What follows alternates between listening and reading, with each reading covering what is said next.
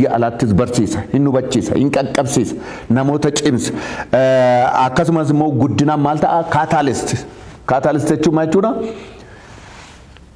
Guddina sana akka ta'utti walitti nyaatee akka guddinni ariifatu jechuudha. Guddina ariifachiisuu keessatti isa guddaadha jechuudha.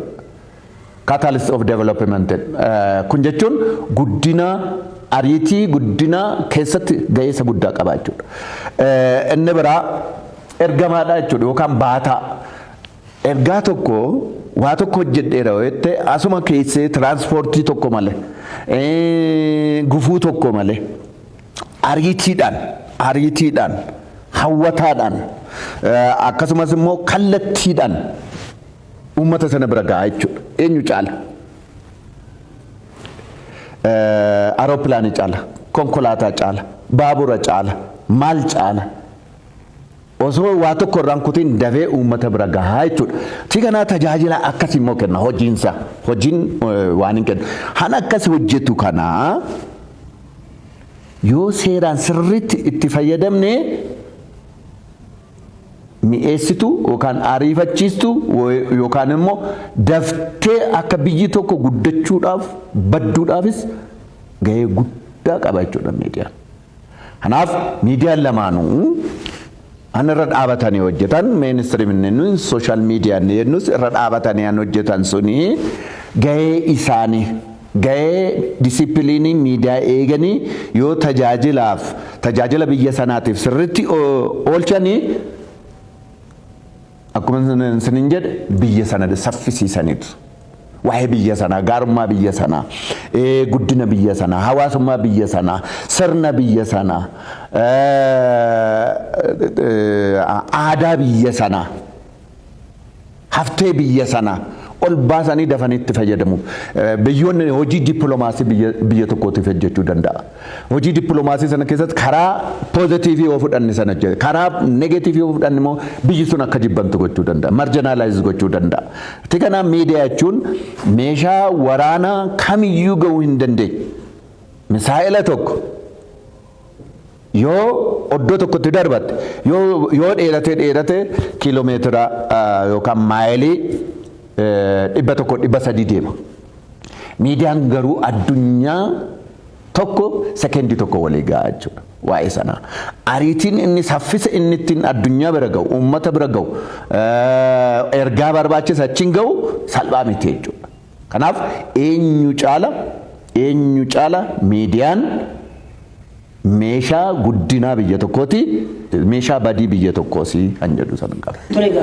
Jecha keessan barbaachisummaa miidiyaa biyya tokko keessatti, guddina biyyaa keessatti faayidaan isaa hagam akka ta'e sirriitti keessanitti qabu yaaltanitti waa tokkotti hin buune amma wanticha irratti qophaa'atin eegaa deebi'een dhufaan ofii kooti kan gorsadhe jechuudha. Fakkeenyaaf jalqaba kan wal gaafannee jirru ministeera miidiyaas haa ta'u, sooshaal miidiyaas haa ta'u biyyoota guddatan keessatti akkam tajaajila kennu, biyya keenya keessatti akkam tajaajila kennu isa jedhamudha jechuudha. Taasifni gurguddeen jalqabaan dhimma kanarratti jechuudha. Ministeerri miidiyaa kan biyya keenya keessa jiran taa'ee gaafa ilaalu hojii investimentii miidiyaa keessa jira waan ta'eedhaa fi miidiyaan hoogganas waan ta'eef gaafa wal bukkee qabee ilaaluun dirqamoota amma yookiis roolii miidiyaan tokko bahuu qabu akka addunyaatti akka biyyaatti neeshin biyyoolingii irratti sadumaa irrattis qabu bahaa jiraa yonnaa jennee bahaan jiru jechuu hin danda'a. Miidiyaaleen dhiifamuuf haa godhanii waan haasofnee darbinu waan ta'eef sagantaa kana sarara miidiyaa irratti kan xiyyeeffannee fi dhugaa lafa jiru keenya bira darbuun barbaachisaa waan ta'eedhaaf jechuudha. Nuunis kallattii barbaachisaa ta'een miidiyaa keenyas qeequun hin danda'ama. Nus miidiyaa hin qeeqna wal qeequun baay'ee barbaachisaadha jechuudha. Haa ta'u baannaan miidiyaan meeshaa badiisaa ta'a jechuudha. Biyya diigaa jechuudha. Faayidaa irraa qooda biyya fayyadu, qooda biyya guddisu, qooda biyya ijaaru biyya diiguu danda'a jechuudha. Akka fakkeenyaatti miidiyaaleen addunyaa gabaasa isaanii keessatti amma Aljazeeraan ilaallaa, BBC'n ilaallaa, miidiyaalee kan biroos internaashinaal miidiyaa ta'an, ministeera miidiyaa internaashinaal ta'an ilaallaa, sooshaal miidiyaa isaanis ilaallaa jechuudha. Roolii isaanii kallattii ittiin ba'an keessatti dhugaa biyya isaanii keessa jiru, odeeffannoo addunyaarra jiru, odeeffannoo guyyaa guyyaadhaan ganamaa ka'ee galgalaatti jila ta'anii bu'uudhaanii uummanni akka odeeffannoo argatu roolii isaanii bahurratti hojii gaarii hojjechaa jiru jechuu dandeenya jechuudha. Keessumatti biyyoota guddatan irratti itti fayyadamni miidiyaadhaa biyya ijaaruu keessatti bu'aa gurguddaa argamsiisaa jira. Biyyoonni guddatanis kan ittiin guddachuu danda'anii rooliin miidiyaa achi keessatti isaan gahaati jechuudha. Haa ta'us garuu teenyee diteel gaafa qorannee ilaallu dhimma biyya isaanii irratti biyya isaanii ijaaruu irratti intarestii biyya isaanii eeguu irratti miidiyaan kamiyyuu faallaa guddina biyya isaanii yookiis faallaa naashinaal intarestii biyya isaanii hin hojjetan hojjechuu isaanis arginee hin beeknu. BBC yoo ta'e intarestii biyya isaanii eeganiitu hojjetu. Aljazeeraas haa ta'u miidiyaa kam kan ilaallu miidiyaalee gurguddaa addunyaa kanaati kan jennu neeshin biildingii irratti guddina biyyaa ijaarsa biyyaa keessatti dirqama isaanii qixaan bahu. Kanaaf biyyi isaanis baay'ee gargaarti, biyyi isaanis sappoortii gooti, biyyi isaanis itti fayyadamti, biyyi isaanis kabajaadhaan jaalala guddaadhaan miidiyaalee sana qarqaarti jechuudha. Kun biyyi isaanii siistema isaa ittiin guddifatanidha jechuudha. Miidiyaan odeeffannoo jiru waan gabaarra jiru waan qilleensarra jiru tokko tokkoon funaananii hawaasa isaanii uummata isaanii biraan gahuu kana warri biyyoota guddatan kana hoogganan warri biyyoota guddatan kana bulchanii akka waan gaarii tokkotti simatanii jechuudha. Miidiyaa odeeffannoo kennu malee odeeffannoo kana akka waan gaarii tokkotti fudhataniitu miidiyaa sana jaallatu jechuudha. Gara biyyootii hiyyeeyyiitti immoo gaafa deebinee ilaallu akkasitti hojjetamaa jira. Akkasitti hojjetamaa hin jiru. Beekna waan ta'eedhaaf. Fakkeenyaaf gama mootummaatiin kaasee gaafa ilaalu miidiyaalee biyya keessaa inni tokko ilma guddifachaa ta'e raateetu akka nama bakkeeraa kadhaadhaan dhufamee argameetti ilaalama. Inni tokko immoo mucaa dhalate mucaa jilba isaa keessaa dhalate jedhee mootummaan kan gargaaru kan bukkee dhaabbatu kan kootiidha kan mootummaan itti amanu miidiyaaleen akkasii jiru. Warri mootummaan immoo akka diinaatti ilaalu jiru jechuudha. Warri mootummaadhaan wal falmanis miidiyaalee tokko tokko akka firaatti ilaalanii miidiyaalee tokko tokko immoo akka diinaatti yeroo isaan ilaalan arginaa jechuudha. Kana jechuun laandiskeeppii miidiyaa biyya kanaa rakkoo qabaa jechuudha. Itti fayyadamni miidiyaa biyya kanaa rakkoo qabaa jechuudha. Ilaalchi mootummaan miidiyaaf qabus rakkoo qabaa jechuudha. Ilaalchi uummanni miidiyaaf qabus rakkoo mataasaa qabaa jechuudha. Fakkeenya tokko fudhannu. Miidiyaalee biyya kana keessa jiran kaasuu dandeenya maqaa yoo kaasuun barbaachisaa ta'uu baates uummanni hundumtuu bal'aan uummanni nu daawwataa jiru. Odensiin keenya yookiis uummanni biyya kanaa hundumtuu kan beekanii miidiyaaleen baajata uummataatiin baajata mootummaatiin socho'anii baajata uummatarraa walitti qabameen socho'anii dhugaa uummataa dubbachuu irratti kutannoo hin qabne baay'eetu jiru jechuudha. Faallaa kana yeroo dhiittaan mirga namoomaa uumaman yeroo mirgi lammiilee sarbamu eenyuun yoo ta'u qaama kamiin eenyuun yoo ta'u gaafa sarbamu yeroo isaan dhoksantu argama jechuudha. Yoo qaamni tireessu waan jette kana mee maal qabda ragaa maal qabda jedhanii ragaa baay'ee tarreessuu nan danda'an akkasitti konfideenshaalii haasa'aa jira jechuudha. Akkasuma yeroo rakkoon nageenyaa mul'atu rakkoon nageenyaa eenyuufiyyuu biyya kamiifiyyuu rakkoodha. Lammiilee kamiifiyyuu rakkoodha. Namni rakkoo nageenyaa deeggaru hin jiru eenyu rakkoo nageenya keessatti uumamuu fi miidhamaadha waan ta'eedhaaf hundumti keenya ni balaaleffanna. Rakkoo nageenyaatiif sababa ta'uudhaan yeroo namoonni asii bu'anii asii namni meeqa du'ee asii namni meeqa kufee asii waan meeqa dinagdeen biyyaa sababa adda addaatiin kufee gaafa raatu biyyi nagaadha jedhanii gabaasu miidiyaaleen. Waan dhugaa lafa jiru sanatu lafa kaa'anii dubbiin kun akkas fakkaata kun kana fida dhiibbaa akkasii fida jedhanii dhugaa calalamaa lafa jiru sana fidanii raatanii miidiyaa isaanii irratti dhiyeessanii mootummaaf dhiyeessanii qaama waan sana sirreessuudhaaf maandeetii qabuuf dhiyeessanii waan dhugaa jiruun ijaarsa biyyaa keessatti turmatanii miidiyaaleen biyya kanaa biyyi keenya haala ammarra jirtu irra hin jiraattu turte. Gama diinagdeetiin, gama siyaasaatiin, gama hawaasummaatiin jechuudha. Kufaatii gama diinagdee, gama hawaasaa, gama siyaasaatiin biyya keenya keessa jiru kanaafi sababi guddaan lakkoofsa tokkoffaarra jedhee miidiyaa kaa'uu nan danda'a. Sababiin isaa aksesii bulchiisa gaarii irratti qabsaa'u. Aksesii dhugaa jiru barbaadanii sabaaf dhiyeessuu, uummataaf dhiyeessuu kan qabu miidiyaadha waan ta'eef akkuma boda jennee nama kaasanii carraa kana kan qabu miidiyaadha jechuudha. Yeroo daqiiqaa tokko gidduutti uummata miliyoona meeqa daangaa amma daangaatti addunyaa wal ga'uu kan danda'u miidiyaadha jechuudha. Biyya isa ijaaruu danda'a.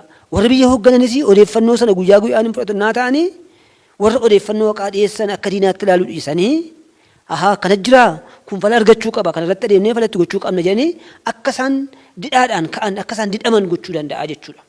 Kanaan akkasitti miidiyaan akka biyyi ijaaramtuuf roolii qaba jennee kan dubbannu isa kanaadha jechuudha. Kanaaf nuyi amma miidiyaa FIB keessatti hojjennu keessatti akkuma waliin dubbannee jirru adeemsa mataa keenya qabna waa kana fooyyessuudhaa fi fakkeenya ta'uudhaa fi waa yaadne qabna isarratti gara dhumaatti kan dubbannu ta'ati mee itti fayyadamni miidiyaa biyya kana dhuguma biyya kana ijaareera moo biyya kana diigessa jedhamu irratti atuu kanarraa achi gortanii sun godhin ijoo kanarratti mee waa'ee miidiyaalee dubbadhaa. Thank you. Main objective in media otoo ta'e tokko nation building irraa jalqaba ture biyya isaa saba isaa uummata isaa ijaaruu deeggaruu cina dhaabachuu odeeffannoo qulqulluu laachuu fi kallattii argisiisuu promote gochuu ture main objective in media jechuu kooti. Yeroo compare and contrast goonu fakkeenyaaf Al Jazeera yookaan BBC yookaan CCTV fi CNN miidiyoota biyya Itoophiyaa keessa jiran wajjin miidiyaan addunyaa maal fakkaata? Miidiyaan biyya keessaa immoo beekamaadha jedhamee ilaalamu maal fakkaata? Wanne as a fact baay'ee walirraa fagoodha. Gaafa isa kana ifa baastee dubbattu political influence adda addaa jiraachuu danda'a. Economical influence adda addaa jiraachuu danda'a. Economically influence ta'uu dandeessa. Waanumti fedhe garuu haa ta'u tarkaanfiin barbaade isaa fudhatamu. Akka barbaadanitti namoonni haa hiikani. Abbootiin aangoo isaa hiikani. Takka addunyaa kanarratti dhugaan hin qal'atti malee jettee hin beektu. Miidiyaan dhugaa dabarsu, miidiyaan nation building irratti hojjetu, national interest irratti hojjetu karaa sobaa deemeetu miti karaa dhugaadha. Akkuma dura jenne tokko soorsiinsa dhugaadha. Mee kan biyya keessaa irratti xiyyeeffadhaa bogeetti ta'a amma haala qabatamaa biyya keenya keessa jiru miidiyaaleen biyya keessa jiran haalli raawwannaa hojii isaanii maal fakkaata? Ministiriin miidiyaas haa ta'u, sooshaal miidiyaas haa ta'u. Ministiriin biyya Itoophiyaa keessa jiru miidiyaan gurguddaa saatalaayitiitiin disimineet odeeffannoo tamsaasu biyya kanaaf amma 20 jiraachuu danda'u ta'a. Broadcast jalatti bulan. Silaa madda odeeffannoo miidiyaa kan ta'uu qabu faaktii soosaayitii keessa jirudha. Miidiyaaleen biyya keessaa garuu rakkoon jiru faaktii soosaayitii keessa jiru otoo hin ta'in yookaan odeeffannoo broadcastii yookaan odeeffannoo abbaa taayitaa wayii yookaan odeeffannoo abbaa aangoo wayii yookaan immoo miira dhuunfaa isaanii giddu galeessa godhatu. Kun immoo takkaa dhugaa fiduu hin danda'u. Kun immoo miidiyaa ministiriimii biyya tokko guddisudha jechuu hin dandeenyu jechaadha. Because isa dura jenne sana socially, economically, politically biyya ijaara miidiyaan biyya ijaaruuf gargaara, biyya guddisuuf, biyya barsiisuuf, biyya bashannansiisuuf gargaara kan jenne hadidii isaa gadhiisee anta biraa yaabbata jechaadha. Kanaaf miidiyaan biyya keessaa baay'eensa maddisaa madda dogongoraarraa waan ka'uuf yookaan broadcastirraa yookaan abbaa aangoorraa yookaan abbaa siyaasaa irraa waan ka'uuf yoo rakkoo isaanii nan saaxilatte dhugaa jiru nan ibsa wette maybe victim ta'uu dandeessa miidhaan adda addaa si qaqqabuu danda'a. Kanaaf jedhee namni hundumtuu waan uf jaalatuuf maybe waan sodaatuuf odeeffannoon ta'an dabarsa jechaadha. Hamma inni kun hin fooyyofnetti biyyi tokko keessatti dimokiraasii miidiyaan egaa madda dimokiraasiidha. Miidiyaan dimokiraasii in a sense wanta baay'ee of keessaa qaba. Miidiyaan madda dinagdeedha. Miidiyaan madda hawaasummaadha. Laayinii kana gadhiisee gara hin taanetti deemachuudha. Kanaaf miidiyaa biyya keessaa broadcasting biyya kanaas fooyyessuu qaba jennee wanti nuti rekomendi goonu soorsii isaan fudhatan soorsiin odeeffannoo ta'ee saatalaayitiitti bahuu qabu madda dhugaa ta'uu qabaadha. Hanga ammaatti akka qabatamaatti ilaalletti fakkeenyaaf amman miidiyaa adda addaa irratti dhiyaadhee dhugaa baay'ee dubbadheera. Waan dhugaa baay'ee dubbadheef garuu hidhameen ture. Miidhaan guddaan qaqqabee ture. Miidiyaa hedduu jechaadha. Miidiyaa 3 tokko maqaadhaan danda'ama. Heerri mootummaa akkas jedha. Soosin immoo akkas gochaa jirtani. Proclamation akkas jedha. Soosin immoo akkas gochaa jirtani. Dhugaan soosaayitii keessa jiru akkasi. Isin immoo akkas gochaa jirtani. Kallattii itti argisiisuun rakkoodha ture. Dhugaa jiru dubbachuun rakkoodha. Isti lama sekendii kanaatti jechuudha. Kanaafuu biyya Itoophiyaa keessatti miidiyaan beeziinsaaf akkatti inni faaktii tiriit godhu hammam fooyyofnetti mootummaaf illee adagaadha. Jalqaba kan miidhu mootummaadha. Nama dhuunfaa miti baay'ee. Haqni tokko gaafa badu fakkeenyaaf namni hidhamuu qabu hafee namni hidhamuu hin qabne gaafa hidhamu namicha isa hidhame miti miidhu mootummaa miidha jalqaba dubbii jechuudha. Akkas jechuun afaan biraatiin dhugaan hadidii ishee gadhiistee dhugaa dhoksanii dhugaa balleessanii sobaan gaafa soosaayitii goyyomsuuf gadi baatu miidhaansaa biyya irratti jechaadha mootummaa irratti jechaadha. Hanga ammaatti wanti qabatamaatiin gabaa irratti mul'achaa jiru callistee yeroo teessee dhaggeeffattu dhugaarraa kan ka'u miti baay'ee miidiyaa biyya kanaa jechaadha. Gadi immoo bu'i immoo gara sooshaal miidiyaatti jechaadha. Ministeerii keessaa baanii gara sooshaal miidiyaatti yoo dhufnu tiimiitiin wal ijaaranii daboo bitanii dabootii waan tokko afarsuutu jira. Kunis amma deemte iddoo dhugaa sanaa geessutti yeroo sitti fudhachuu danda'a garuu haqa balleessuu hin danda'u.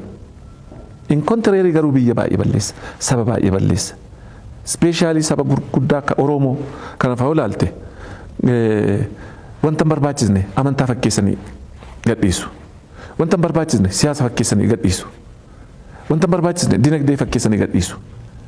Kun sabuma Oromoo jedhamee tokko haadha tokko abbaa tokko irraa dhalatee uumame afaan tokko aadaa tokko seenaa tokko qabu lagaan akka wal qoodu godha. Amantaatiin akka wal qoodu godha. Dinagdeetiin akka wal qoodu godha. Akka walirratti ololu godha. Akka nagaan hin jiraanne godha. Akka tasgabbiin hin jiraanne godha. Akka ilmi namaa nagaatiin ciisee hin bulle godha jechaadha. Isa kana immoo kabachiisuun maandeetii jalqaba kan mootummaati. Bakkee kana teenyee nuti sadan yeroo haasuuf nutti maybe mootummaan kun nu hidhaa jennee shakka dubbachuu hin qabnu because mirga keenya isa kana kabajuun maandeetii mootummaa waan ta'eef shakkii tokko malee sodaa tokko malee dhugaa jiru akkaataa heera mootummaa keessa 29 irratti tumameen waan hin dubbadheefani nan hidhamaadhee sodaachuu danda'uu hin qabu ture because dhugaadha heera mootummaatiin waan barbaaddee gadi baatee saba kee ibsuun hubannoo qabdu muuxannoo qabdu dabarsuun seeraan hin gaafachiisu mirgadhaa jedhee mootummaan biyya Itoophiyaa seera godhatee tume seera yoo ta'in ol aanaa seerota hundaa kan ta'e heera mootummaa irratti tume fidee nu laateera. So kan nu qajeeshu daandiin keenyi awuraa godaanaan inni guddaa nuti irra deemuu qabnu gaa heera sanarra jechaadha. Heera yeroo ati deemtu noo heera sirriitti hin jirtu daandii irra hin jirtu jedhee qilee si buusa ta'e akka peace and security kan jedhamu sun akka biyya keessa hin jiraanne nagaaf tasgabbii silaa mootummaan jalqaba dubbii nagaaf tasgabbii lammii eeguu qaba. Lammiin nagaatiin bahee nagaatiin galee nagaatiin ciisee ka'ee nagaatiin hojii isaa hojjetatee mootummaaf gibira kanfalee moo hin kanfalle jedhee nagaa lammii isaa to'achuun dirqamaaf maandeetii mootummaa ture jechuudha akka irraattis. Lamaanuun jedhan. Biyya san ijaaran jiru biyya san diigan jiru. Biyya ijaaruu keessatti fakkeenyaaf ennaa mootummaan tokko abbaa irree ta'u sabni tokko karaa miidiyaa sana informationii biyya isaatiin ga'ee abbaa irree sana ittiin falmuudhaan dhugaa isa jennu sana jechuudha. Ittiin falmatee mirga isaa dafee uummata diiramamaa inni hojiin miidiyaa dhimma siyaasaa beekumtii siyaasaa hubannoo siyaasaa cimsaa inneera hawaasummaa cimsaa inneera biyya ijaaruu keessatti aadaa cimsaa inneera isa kana yoo sirriitti itti gargaaramne mootummaan abbaa irreewwanii miidiyaa sodaatanii yookaan miidiyaan uummata kakaasee akka inni hojii sanarraa deebi'u uummata miidhuu irratti maalan jedhu irratti na ta'u fedhii uummataatti deebisaa jechuudha. Yoo kana ala ta'e immoo fakkeenyaaf miidiyaaleen addaa sooshaal boondii yookaan walitti dhufeenya uummataa warri diigan jiru. Afdaan uummatuma kanatti uummata Oromoo irratti maal jedhamee ololamaa biyya kanaa handiige saba kanana biyya akkas jedhamtu Oromoof Oromummaan jedhamu haa badu saba irratti hundaa'an jechuudha. Oromoof Oromiyaan jedhamu haa badu jedhanii asbaanii miidiyaa biyya kanaatiin. Yeroo haasa'an jiru jechuudha. Oromoof Oromummaan haa badu innaa jettu biyya tokko keessatti naannoon Oromiyaa diinagdeedhaanis bal'ina lafaa naannoo uumuudhaanis humna namaatiinis humna siyaasaatiinis Oromoon iddoo inni jiru beekuu qabu ture. Oromoon iddoo jiru osoo Oromoon Itoophiyaa keessatti handhuura taatee jirtu biyya walakkaa kana taatee jirtu biyya qofforeen biyya sululan godhaa jechuudha. Kana miidiyaaleen akka jedhan maal godhanii biyya keessatti biyya ijaaruu keessatti gahee qabu. Gama Oromoo biyyi kun kan kooti malee hankee miti. sirni kun hankooti malee hankee miti. Yoo sabni kun bade malee ani jiraachuun qabu. Yoo akka jedhanii hanqaan miidiyaa hedduutu miidiyaa Itoophiyaa keessa jira jechuudha. Gatii miidiyaaleen kun maalidhaa? Biyya diiguu keessatti, federaalizimii diiguu keessatti, jibbinsa babal'isuu keessatti, hawaasummaa walitti dhufeenya sabaaf sab-lammootaa diiguu keessatti, caccabsuu keessatti gahee guddaa hojjetan miidiyaa hedduutu jira biyya kana keessa. Miidiyaa hedduutu jira biyya kana keessa. Kun jechuun alseerummaa babal'ate jechuudha. Olaantummaa seeraa inni jedhamu sun isamma bogeetti na jedhee maal jedhaa? Miidiyaaleen biyya kana keessa jiranii ijaarsa biyyaa keessatti rooliin isaan taphatanii lamaanuu jedheen fudhan. Gaariidha jechuun guutummaa guutuutti aga hojjetamuu qabu hojjetamuu. Miti diigamu isaanii caalaa jiran jedha. Amma yeroo ammaa kana immoo ilaalle waan miidiyaan biyya kanaa haasa'u biyya Itoophiyaa jedhamtu kana hin diigamalee waan ijaaru keessaa gahee qabu jedheen ani fudhu hin jiru. Akkan ilaalaa jirutti keessumaa Oromoof Oromiyaa irratti xiyyeeffatee miidiyaan as yaa'u akka ajaa'ibaatti biyyi kun akka isheen tokkoffaa uummanni Oromoolee akka mootummaadhaan amantummaan argan. Uummanni Oromoolee akka biyyi kun hankooti moo hankoo miti hamma shakkutti hamma gahutti ololli uummata Oromoo irratti ta'u jechuudha. Ololli uummata Sumaalaa irratti ta'u jechuudha. Ololli akka amantiitti sitti dhufu. Amantiitis yoo ilaalle inni tokko dhaabatee isa sana inni tokko dhaabatee isa kana kun jechuun immoo walitti dhufeenya hawaasummaa. Fakkeenyaaf bakkeen amantii miidhamu, namni amantaa sana keessa hordofu miidhamu, namumti sun immoo sanaan miidhamu, afaanii yoo fudhatte. Afaanii yoo fudhatte afaan koo malee afaan biraa biyya kana keessatti cubbuudhaan jedhanii ka'u jiru. Isuma amma miilana waa'ee Finfinnee kana yoo ilaalle Finfinneen ijaaree afaan kana malee afaan kana miti, saba kana malee kana miti, maal kana malee kana miti jedhanii naa ka'an hammam namni biyya isaa irratti waan yan ta'u naa ilaalu baay'ee miidiyaa biyya kanaa waan dhugaa irratti hundaa'ee gadi hin ba'u. Biyya ijaaruu irratti fudhatee gadi hin ba'u. Moor caalmaatti ilaalaa jiru. Caalmaatti faayidaa garee tokko fudhatanii naa deeman agartu. Faayidaa garee tokko biyya tokko keessaa faayidaa morna tokko fudhatanii naa deeman agartu takka takka. Akkuma jedhan keeyyan 29 mootummaanis karaa isaa cufee ta'a karaa miidiyaa. Maal jedha keeyyan 29 namni kamiyyuu odeeffannoo argachuu qaba. Fakkeenyaaf biyya kana keessatti waan inni ta'u karaa mootummaa daataa mootummaarraa odeeffannoo mootummaarraa waan argannu hin jiru. Yeroo isaa ala waa tokko haasoftu immoo humna hin qabedhee sirkutu. Miidiyaan mootummaa informationin uummataa ga'uuf uummata keessatti sirriitti immoo lafa jiru balaa guddaan naa ta'u agarraa jechuudha. Gama biraatiin ragaan argame sun immoo ragaa argatte sana immoo yoo ragaa argatte sanaan immoo kallattiidhaan uummataan ga'ii siin jedha. Sansoordiin ta'uu siin jedha. Fakkeenyaaf har'a biyyi kun har'a nagaa hin qabdu hin jedhanii eessaa fiddeedha. Soorsi mootummaa biraa ka'uu qaba. Yookaan immoo iddoo uummata tokko keessaa ta'uu qaba. Gatii kana mootummaan matuma isaatti itti gaafatamummaan isaa aanaa 5,000 yoo qabaanne aanaa 500 yoo qabaanne aanaa 500 guyyaa akkasii kun ooleeraan jedhu primary source kennuu qaba. Gandoota 5,000 yoo qabaanne ta'e gandoota 5,000 keessatti har'i kun kan ta'aa ooleera information kennuudhaaf primary source kennuu qaba. Biyyoota biraarraan adda ta'an jechuudha. Tii kana yoo biyyootaan Ameerikaa, Ingiliz, Middle East yennu isaan jennuun kan akka Al Jazeera, kan akka CCN, kan akka VOA, kan akka BBC, kan akka Al Jazeera jennu kuni dafanii mootummaa isaaniitu press godha. Yoo laaltaniitu ta'e. Ganama isaatti 12 akka baatanitti han dhuunfaa dura han mootummaa dafee press godha. Press release godha. Yeroo kana isa fudhatanii ka'u. Yaraan isaa hojjetamu gaariin biyya sana irratti hojjetameera ta'e aana tokko irratti ta'eera taanaan innasuma mootummaan kan raawwateera jedha uummataan. Yoo har'a bokkaan kun oddoo akkasitti har'a ka'ee jedhu oddoo akkasitti bokkaan ka'uuf waan ta'eef boru waan akkasii uffadhaa jedha. Oddoo kasii riiskii akkasii jira waan ta'eef oddoo kasii of eegaa. Biyya kanatti otuu halkanii guyyaa namni kufee jiru beela'ee jiru beelli jiru jennee dhageenyu jira jechuudha. Karaa dhuunfaadhaa argina jechuudha. Gatii kana akka mootummaattis dafee primary source yookaan odeeffannoo dura hawaasaaf gadi kennuun dirqama ta'a. Isaan kaan